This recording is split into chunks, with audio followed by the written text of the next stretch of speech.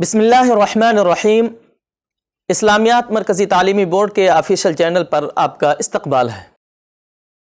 محترم اساتذہ کرام، السلام علیکم ورحمۃ اللہ وبرکاتہ۔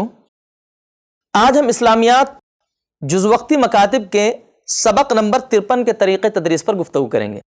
سبق نمبر 53 تشدید پر مشتمل ہے، یعنی سبق نمبر 52 جو ہم نے پڑھا ہے اب اسی کی مشق دی گئی ہے اس سبق کے اندر، لہذا یہاں پر ہم کو بہت زیادہ بچوں کو پڑھانے کی ضرورت بھی نہیں پڑے گی۔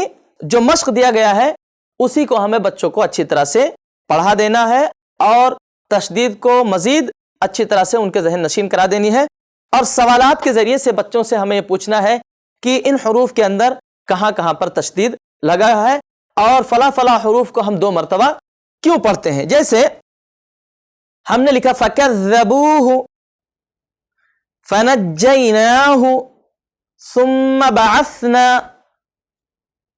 تو اب ہم بچوں سے سوال کریں گے کہ ہم یہاں پر کس حرف کو 2 مرتبہ پڑھ رہے ہیں۔ بچہ فوراً بتائے گا کہ ذال کو ہم 2 مرتبہ پڑھ رہے ہیں۔ کیوں پڑھ رہے ہیں؟ اس لیے کہ اس کے اوپر تشدید لگا ہے۔ اسی طرح سے فنجینا میں جیم کے بارے میں پوچھیں گے، ثم بعثنا میں میم کے بارے میں پوچھیں گے۔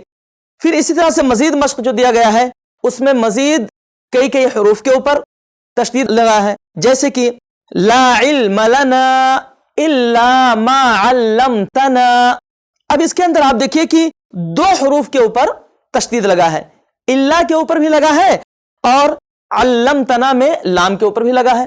تو اب بچوں سے ہم پوچھیں گے کہ یہ جو اتنی بڑی مثال دی گئی ہے اس میں کہاں کہاں پر تشدید لگا ہے، تو بچے بتائیں گے کہ اس میں 2 جگہ تشدید لگا ہے، جیسے کہ الا میں ہے اور علمتنا کے لام پر ہے۔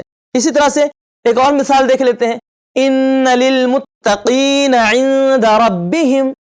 اب آپ دیکھیے کہ یہاں پر 3 مثالیں آ چکی ہیں تشدید کی، تو بچے سے ہم پوچھیں گے کہ ان میں کہاں کہاں پر تشدید کی مثال دی گئی ہے اور کن کن حروف پر تشدید لگا ہے۔ تو بچہ چونکہ الحمدللہ اس نے سبق کو سمجھ لیا ہے اور تشدید کو اچھی طرح سے سمجھ لیا ہے، تو فوراً بتائے گا کہ یہاں پر 3 حروف کے اوپر تشدید لگا ہے، ایک انا پر، ایک متقینہ کے تا پر، اور دوسرا ربہم کے با کے اوپر۔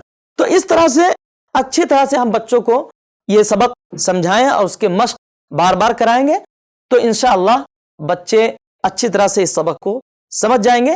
امید کی سبق نمبر 53 اچھی طرح سے واضح ہو گیا ہوگا۔ اللہ تعالی ہمارا اور آپ کا حامی و ناصر ہو۔ السلام علیکم ورحمۃ اللہ وبرکاتہ۔